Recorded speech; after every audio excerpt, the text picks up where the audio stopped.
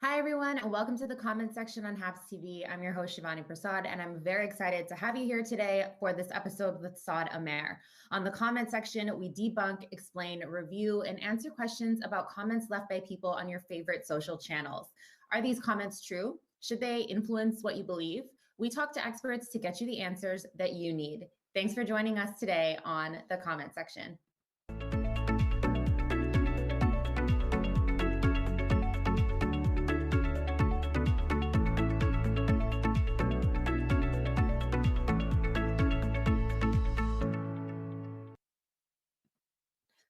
So just before we get started today, I want to acknowledge the white supremacist insurrection that happened at the U.S. Capitol on Tuesday. This was something that absolutely should have been expected after 4 years of lies and misinformation peddled by a president who directed these people to do exactly what they did. Any supporter of the president and these lies, especially his supporters in the House, the Senate, TV hosts, and journalists that also spread this misinformation, are all complicit in the violence that occurred. But that event took a lot of attention away from the Georgia Senate runoffs, which are still really important.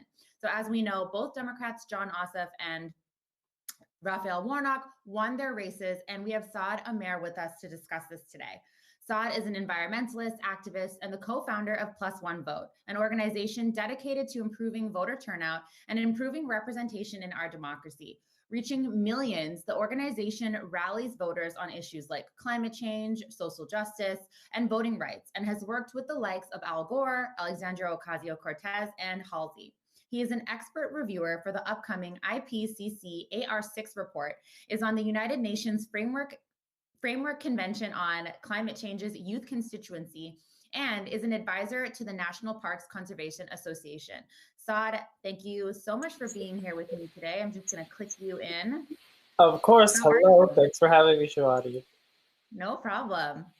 So we're going to talk about these 3 comments. I'll just go through them and read them all first for our audience. Also, I just want to go through any of the comments. We have a lot of people saying hi from different places. Thank you so much to everyone who's tuning in right now. So the first comment that we have here, a reminder that 2 months ago, Lindsey Graham illegally tried to put pressure on Georgia election officials to throw out votes. The healing can begin when all beings like him are held criminally responsible for their actions and accessory to treason, full stop. The next one, and I just want to point out, Saad and I realized that these comments are likely from bots because, as you can see in their handle, there's a lot of numbers. But the reason we still want to go through them is because there are a lot of comments like this that are not from bots, and people are definitely thinking this. So we still want to go through it. But this comment says, so Dems won the House, Senate, and presidency, and we're supposed to believe it's all legit. Okay, this country is screwed.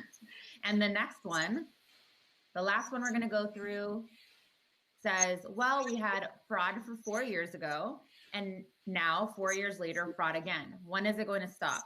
The people need to take this country back and get the corruption out of Washington. And the news media needs to stop all the drama and report the whole story, not part. So, Saad, let's go through this first question here.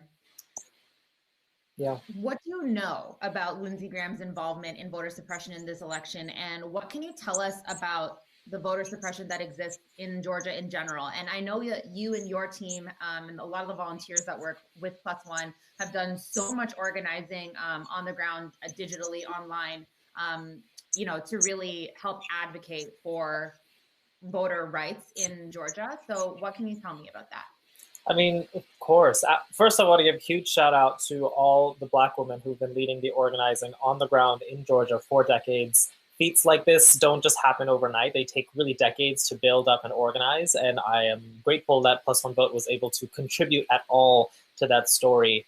But, when we look at Georgia in terms of voter suppression, we really know that Georgia is ground zero for voter suppression, right? We consistently see it every election cycle. And we see it from every level of their government within the state, really, trying to stop people from voting, even having so much as just weeks ago, a case being brought up to stop the removal of 200,000 people from the voter registration rolls that were supposedly done illegally. So what we see is people constantly trying to remove people from the rolls in Georgia, constantly adding new barriers to get people from being able to register, from being able to physically vote, and just trying to put in as many obstacles as possible. And I think the reality is when you look at voter suppression, certain people win when you stop certain people from voting.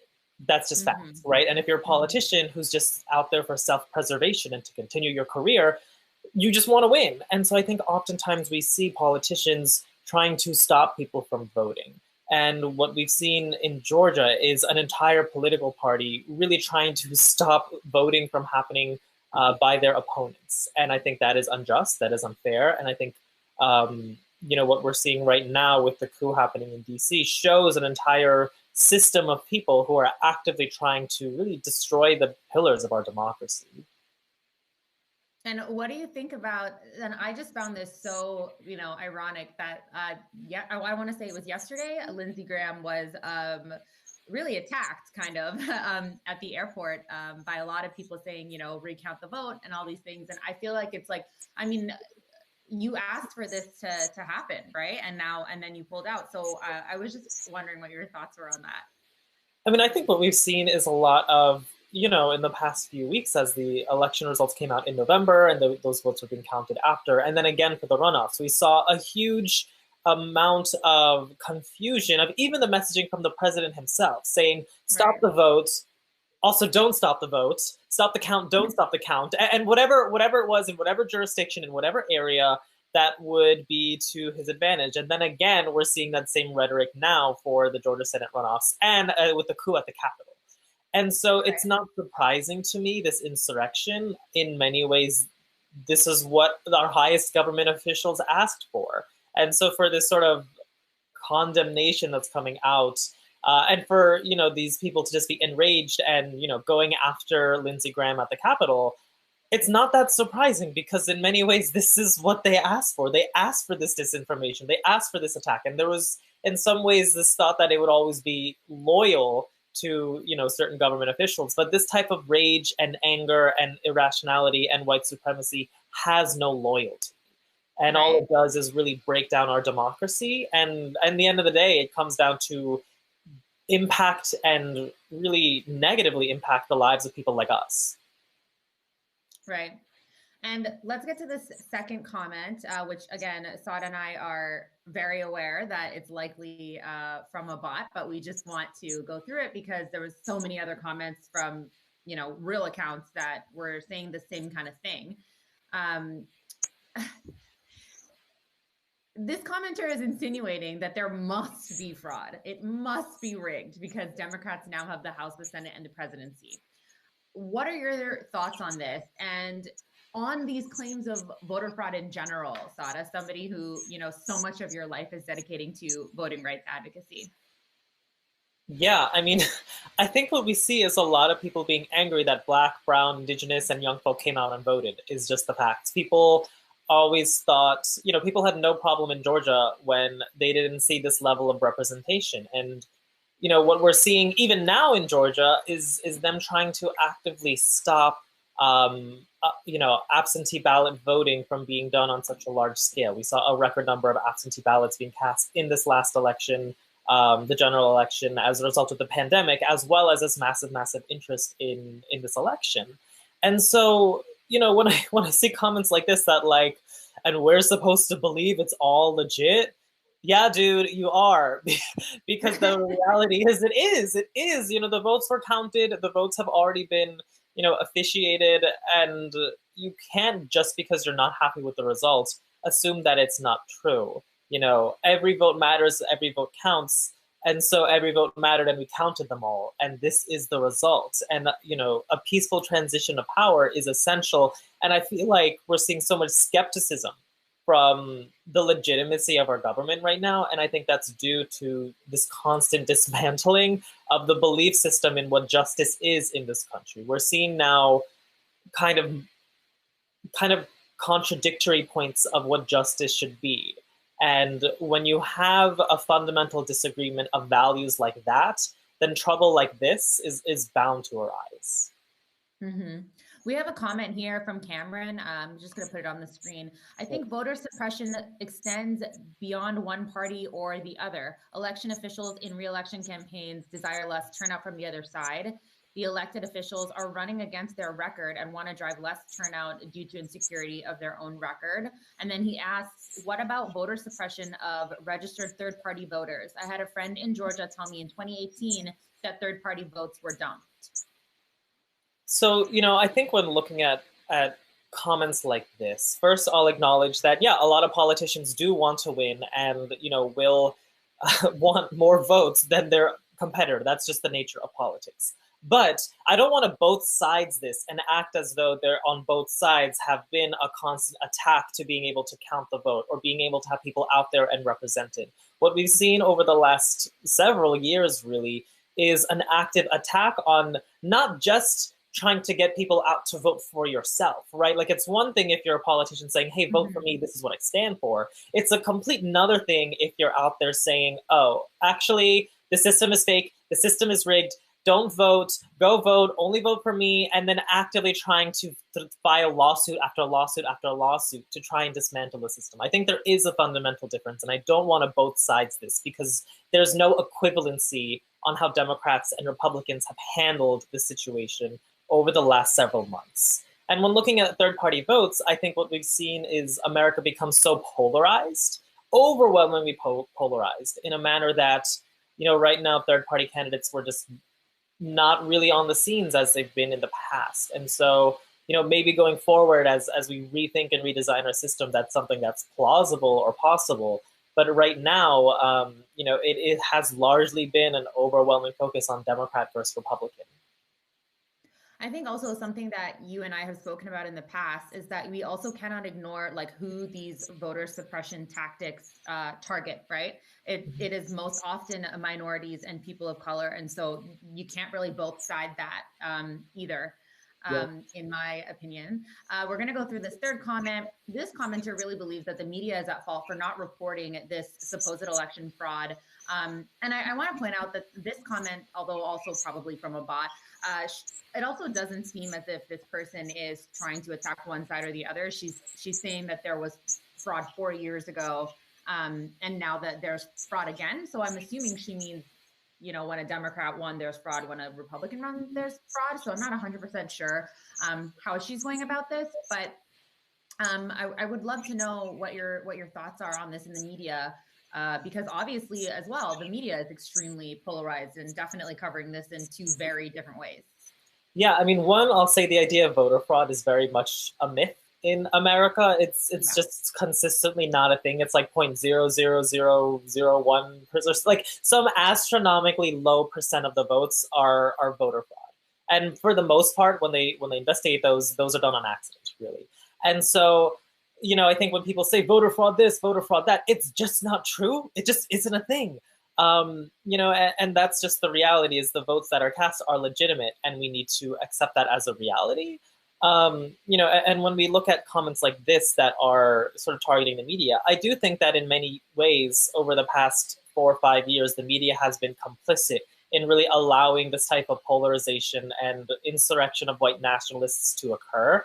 And I think that's absolutely validated by seeing within the last 2 days, day or so, Mark Zuckerberg banning Trump from Facebook and Instagram, as well as him being banned off of Twitter, at first for 12 hours and then permanently now.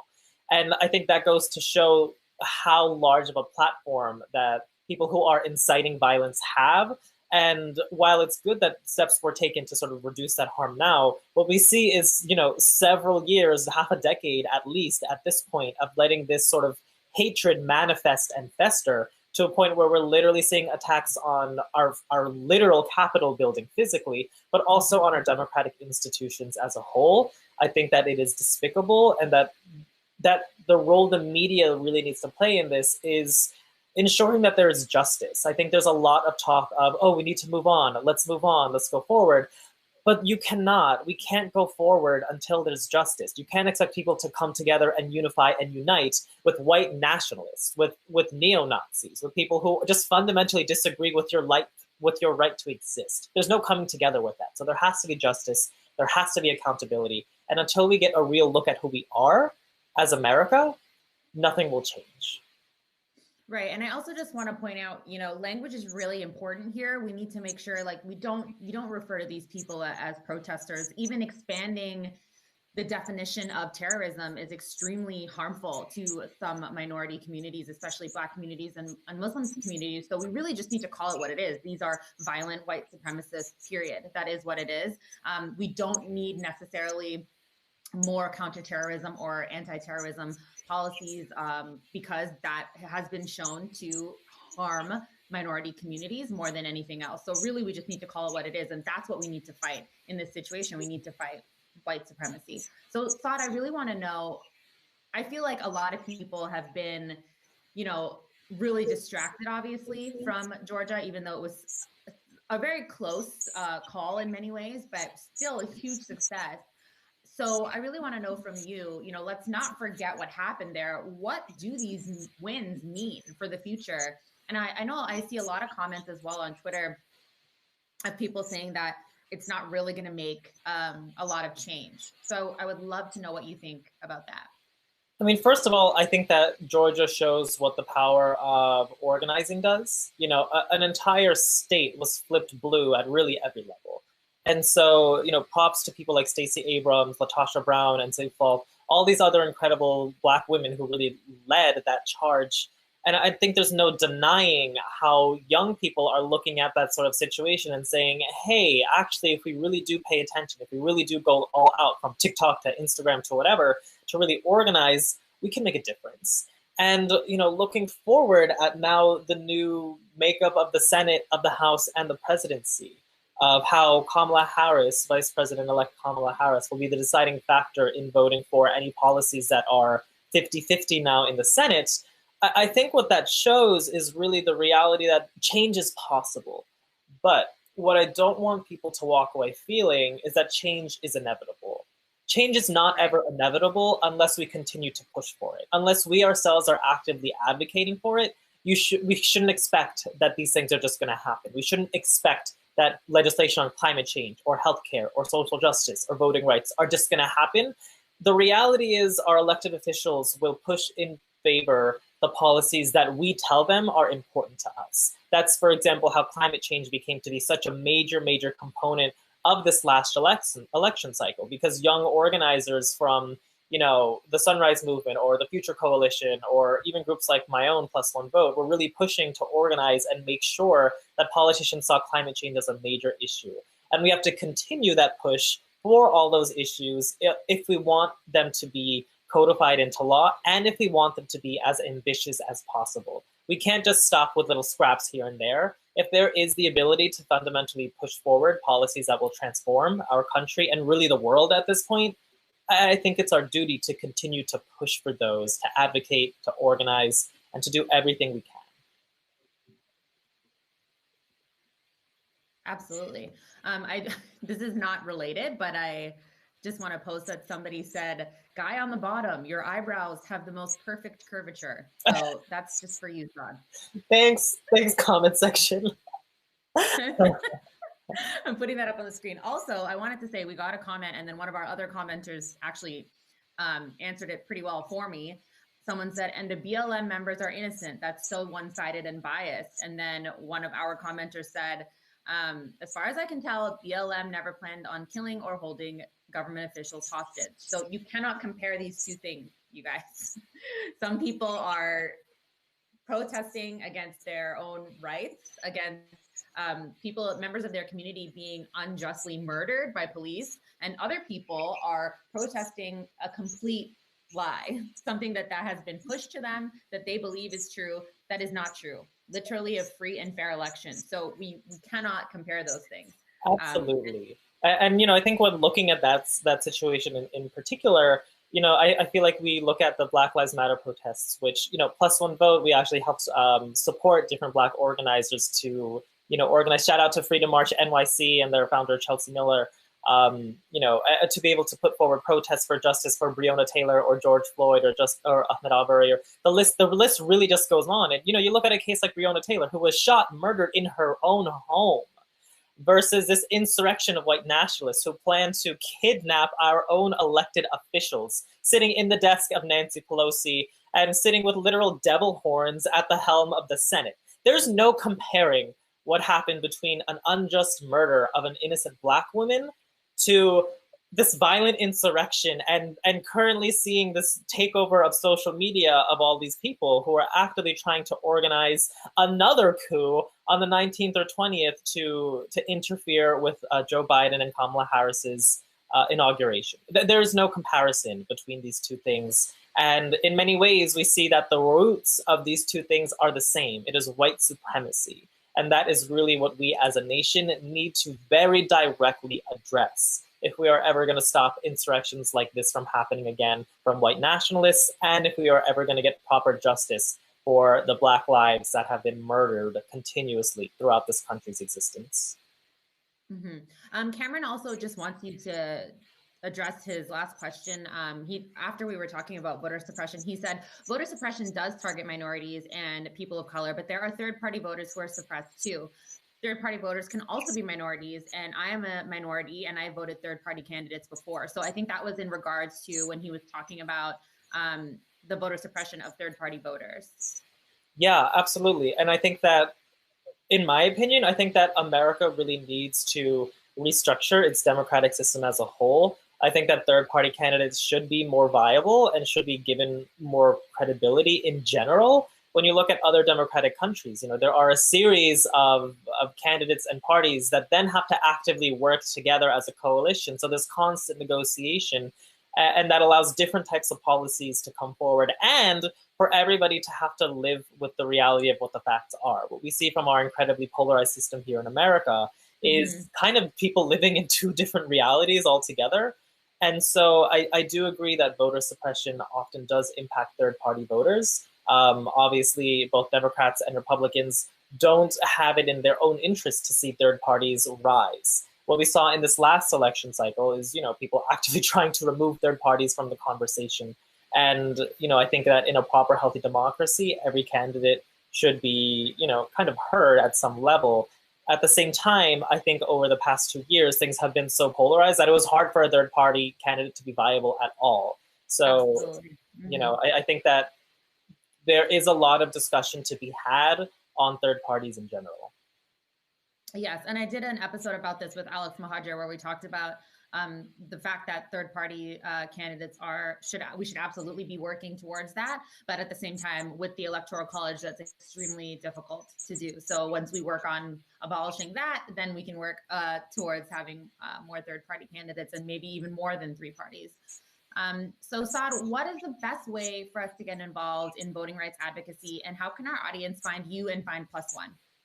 Well, lucky for all y'all watching that I run a voting organization. So if you are interested in doing more voting advocacy, more voting rights work, you can definitely join us at Plus One Vote. Our website is plusone.vote, or you can find us on social media on at +1 vote, as well as on Twitter, +1_vote. And, what we do is we organize massive campaigns on all of these major social issues, as well as on voting rights. So we highly, highly recommend that you come, that you join us, and that you organize, mobilize, and vote with us. Yes, absolutely. And I want to thank you for all of the work that you guys were doing. I'm sure it was absolutely instrumental in what happened in Georgia as well. And, we've worked together in the past, and it's always been such a pleasure. So thank you so much for coming on the show. Of course. Thanks for having me, Shivani. Everyone, don't forget, I put up Saad's information there on the side, but it's Saad Amer. I'm going to just put it up one more time for you guys to take a look. That is his Instagram. Thank you so much again to Saad for coming on the show. And don't forget, you can always send in any comments that you see that you want us to discuss on the show by DMing me on any platform. The comment section is live every Saturday right here on HAPS TV. Thank you so much for joining us from Mississauga, Ontario. I'm Shivani Prasad. Have a good day, everyone.